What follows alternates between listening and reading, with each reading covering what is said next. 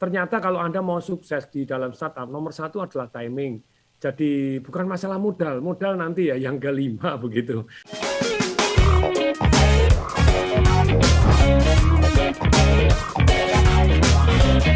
Bagaimana kita bisa mendapatkan tim yang mau juga ya bekerja keras, bekerja bersama-sama, terutama yang jujur. Pak Tung punya formulanya nggak? Silakan. Ya, jadi membentuk tim itu kan tergantung dari satu orang startupnya tadi. Jadi ternyata kalau Anda mau sukses di dalam startup, nomor satu adalah timing. Jadi bukan masalah modal, modal nanti ya yang kelima begitu. Tapi balik lagi yang kedua itu adalah tim. Jadi ketika saya memulai banyak startup, itu ternyata kalau timnya tidak lengkap, terus kemudian startup itu kan bukan hanya urusan internet loh, enggak loh. Kayak saya misalnya, saya melakukan satu yang namanya startup itu kan sudah 50, jadi 60 perusahaan. Sedangkan 27-nya kan sudah 28-nya sudah goodbye, masih ada 32 yang masih jalan dan growth. Nah, dari sana saya perhatikan ketika timnya pincang. Misalnya saya membuat startup yang di dunia internet. Ternyata saya memberikan saham 20% untuk yang membangun aplikasinya, saya kasih saham 20%. Perasaan bahwa dengan saham 20% dia mestinya mau kerja giat karena ini perusahaan miliknya dia. Ternyata enggak gitu loh. Karena dia kan punya tanggung jawab yang dimana mereka terima duit juga untuk membuatkan aplikasi perusahaan-perusahaan yang lain. Karena kita hanya ngasih saham, sebenarnya bukan hanya ngasih saham. Kalau perusahaannya akhirnya booming besar, akan jauh lebih besar dibanding apa yang dia terima sebagai seorang karyawan ataupun seorang yang pengusaha yang hanya membuatkan aplikasi-aplikasi sedemikian sehingga dia terima duit karena membuat aplikasi. Tapi karena dia terima duit, dia punya tanggung jawab. Nah, dia fokus kepada yang mana? Kepada yang ngasih dia duit. Yang ngasih saham tidak diperhatikan. Jadi tidak jadi terus. Tidak jadi terus problem. Jadi tim ini jadi bukan istilahnya kita punya goal terus kemudian siapkan tim, no. Tapi tim ini boleh kok memindahkan goal kita. Ajaib ya.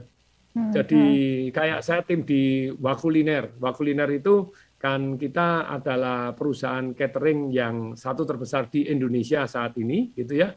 Yang kita punya 15.000 item, punya 20 dapur, gitu ya. Jadi satu bulan lumayan ngasih makan sudah di atas 300.000 orang untuk cateringnya, gitu ya. Nah itu ternyata jadi dulu di awal-awalnya kita mempunyai satu startup itu yang paling penting timnya dulu, timnya taruh orang yang komitmen. Jadi memilih tim itu satu orangnya komitmen, yang kedua saling melengkapi. Nah, jadi punya komitmen saling melengkapi, bukan saling menjatuhkan. Kalau timnya ribut, iri-irian, tobat gitu. Jadi butuh kelengkapan juga. Contoh, misalnya kita startup satu dengan itu urusan hukum penting nggak? Penting. Penting. Urusan aplikasi penting nggak? Penting. Urusan istilahnya leadernya, tapi butuh orang yang komitmen. Kalau orang misalnya banyak orang datang ke saya, Pak Tung ayo kerja sama gini. Dia betul pengen menggunakan nama saya, menggunakan ekspertis saya, mungkin menggunakan modal saya, menggunakan kenalan saya. Very nice, itu namanya leverage. Tetapi dia sendiri tidak mau mencurahkan waktunya untuk, kalau kita ngomong paling kasar itu, mati hidup di sini. Jadi timnya ketika tidak mati hidup di sini, mereka masih punya sampingan.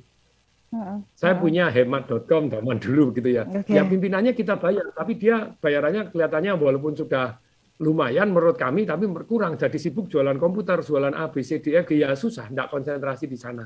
Sedangkan partner-partner saya yang di sana juga nggak konsen. Saya juga nggak konsen, saya punya banyak perusahaan kok. Nah, jadi ketika saya punya dana, orang punya waktu, ya waktunya saya beli, ekspertisnya saya beli toh. Tapi kalau orangnya tadi masih tidak fokus di sana, ya repot. Jadi butuh yang namanya tim ini, satu tim yang komitmen kalau bisa mati hidup di sana. Kemudian tentu saja bisa saling melengkapi.